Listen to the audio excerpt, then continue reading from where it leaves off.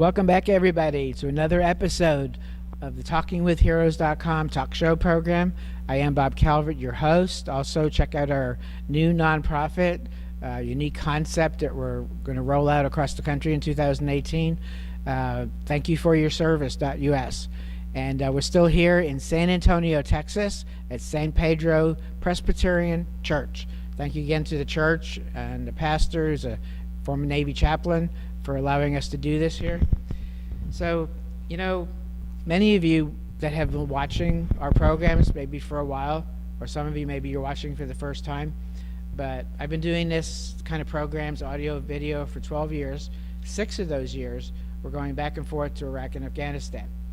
And my last trip over there was late 2011, and one of my last interviews was with this gentleman in Bagram Airfield in a helicopter, right? They took me out to the airfield, and I'm sitting next to this person in the helicopter. His name is Paul Roberts, and like most of the I'm sure it was 1,000 or more interviews, videos I did in Iraq and Afghanistan over the years, I've never kept in touch. I had no way to keep in touch with people. And so years later, was it about 4 months ago? Roughly. 4 months ago, I get an email out of nowhere on the YouTube where his video is, right? And I find out that, you're going to tell that story. He's been through a lot in the year since, but he's also, like many veterans, based on his experiences, started his own nonprofit. So start out, just introduce yourself, talk about your service, and just kind of take it from there. Well, we've met because you came out there and interviewed me with Chinook Santa, and basically I got a hold of you letting you know that after you left on November 24th, 2011, which happened to be Thanksgiving Day, my Chinook helicopter was shot down. And of course, I went to Fort Sam Houston and healed, moved my family down from Austin, Texas, down to San Antonio, and just never really felt right after I was medically retired, and decided that I just wanted to do something. And then after contemplating it with some friends and everything, we decided that we would start up a nonprofit, and we decided to name it HereforHeroes. And at first we figured we'd just do for veterans and active duty. And the more I thought about it, the more I talked with a whole bunch of people, when I was in the reserves, I realized that a lot of the reservists were first responders, police, firefighters, things like that. And so I decided that we should do first responders as well. And so that's where Here for Heroes came out, helping out first responders and stuff like that. So that's where pretty much we called it Here for Heroes with that being in mind. And it kind of came to fruition that way. And that's right here on your shirt. Yes, sir. Yes, sir. No banner. He's got his banner right on him. Okay, so it's HereforHeroes.org.com. We have both. Both. Yeah, we have, and then you can use the letter 4 or FOR. So we kind of covered all the bases on that. So did you take some of the experiences you had over that? I understand you were at Fort Sam Houston Hospital for 2 years? Almost 2.5. So did you take some of those experiences, and do you want to talk about them? Well, yes, there was a lot of times where, Here for Heroes, we want to fill the void. There was a lot of times that there was experiences where myself and other people, they wanted or needed things, especially needed things done, like, they just needed things done. I don't want to go into some of the personal stories and things like that, but they needed something done, and so they tried to find an organization that could help them out, and there was nothing there. So either they had to sometimes borrow from family or pull a loan or something like that to get stuff done. And that's where Here for Heroes, as I like to say, we like to fill the void. For instance, we actually had a firefighter that off duty broke his femur, and his actually back of his heel was touching the back of his head when he came to. And since he did it off duty, police and firefighters and EMTs, their medical is terrible if they get hurt off duty. Now, if they're on duty, it's fine. Now, luckily with active duty stuff like that with military, you're fine, luckily. But with first responders, it's not. His bills were over 58 grand. So when it came up to Christmas time, it was terrible. They didn't have anything. So we teamed up with a local grocery store, and we got his 2 kids and himself pretty much everything they wanted on their Christmas list, which was great.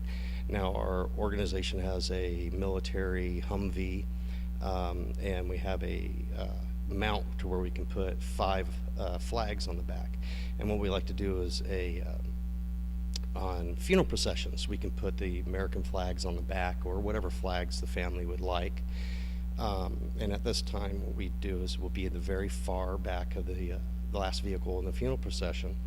And as you well know, the spouse gets the flag that's on the casket. Well, a lot of times the kids don't get anything.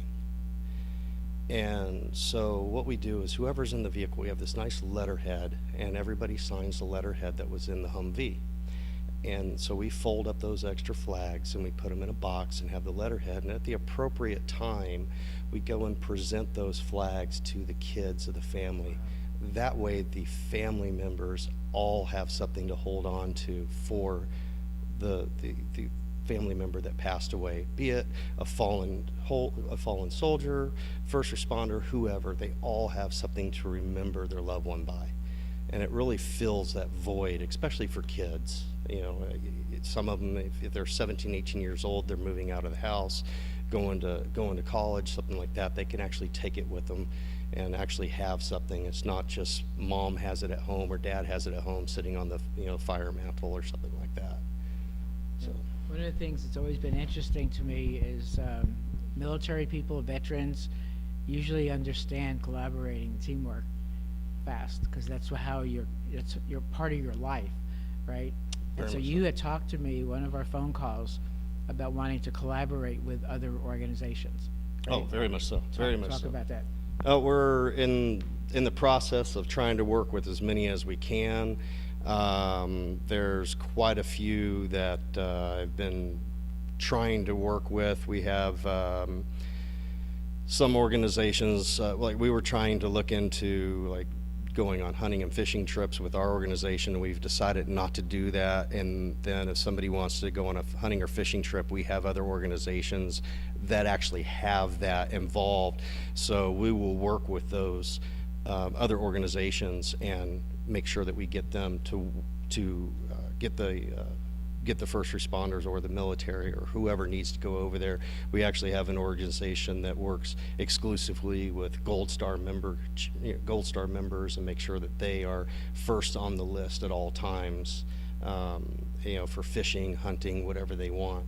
So if we have somebody that approaches us with a Gold Star, I immediately get a hold of that organization and say, I have a Gold Star member or a Gold Star family. Please get a hold of me immediately, and we exchange information, and then we get them over there. This is interesting because I feel your passion as you're talking that I felt in the helicopter that you was delivering the care packages to these remote areas. You were so excited. Oh, it was a lot of fun as well. It was a lot of fun. That's why you were called, what was it again? Chinook Santa. Chinook Santa. Yes. Right? And you have that video, by the way, on your HereforHeroes website. Yes, on the front page, yes. I gotta go check it out. Yeah, we have right now we have the Humvee, and we were in the process of getting a fire truck, but that fell through.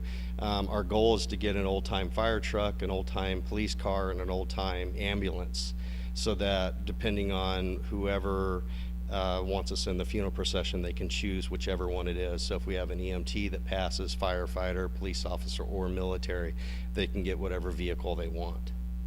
Interesting. Okay. So how do people, they go to HereforHeroes.org or .com, what do they look for on your website? Is it they want information, or they need help, or they want to help? Certain links or? There's a phone number on there, my email, there's another email on there with David, or they can contact me directly. Mine's Paul, Paul at HereforHeroes.com.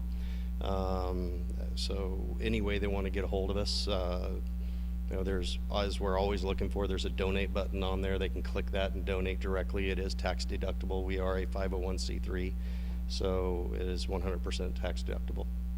You have your daughters here with you. Yes, they are. Single dad here. Right? Yes. Single dad, and they're out there somewhere, right? Yes, they're out there. Okay. They'll get to watch you later. Yes, they will. Yes, they will. That's happening. Hey, girls. Okay. So before we close, would you like to give a shout out to our troops around the world? There was a lot of them getting ready to be deployed, our first responders. Oh, just all the heroes. Thank you for what y'all have done, what you're doing, and what you will do. Hey, you guys rock. Thank you. Thank you. Thank you very much. This is, I've never had this experience to interview somebody over there and then years later back here. So Yeah, there's always a first. hopefully we can, you had some stuff you shared me you'd like to do down the road. Hopefully I can get down here when you get those put together somehow. Yeah, that'd be great. We're figure looking it to out. get some property so that we can have like a fishing area with some cabins so they can go up there and actually decompress. I think I talked to you that we were actually looking for that property. That one actually conveyed the fire truck, and we had some problems with that, and we actually pulled out because there was some EPA issues on that property, so we decided to back out. Give the website address again? It's HereforHeroes.org or .com, and that's about it. Thank you. Thank you for your service and for continuing to serve. Thank you for doing what you do. Absolutely. Thank you. Well, once again, folks, you've been watching on TalkingWithHeroes.com, and thank you for your service.us. Again, to all of our men and women who are deployed, maybe you're getting ready to be deployed. Be safe wherever they're sending you, wherever you're going to serve. Be safe, come back safe. And to all of our first responders, same thing, all over the country. I don't know what America would do without all of you first responders. You don't really, maybe some people don't really appreciate you all until they actually need you. I don't know, but I know that the American people really care about you. So please share these videos with everybody you can. God bless you. God bless America.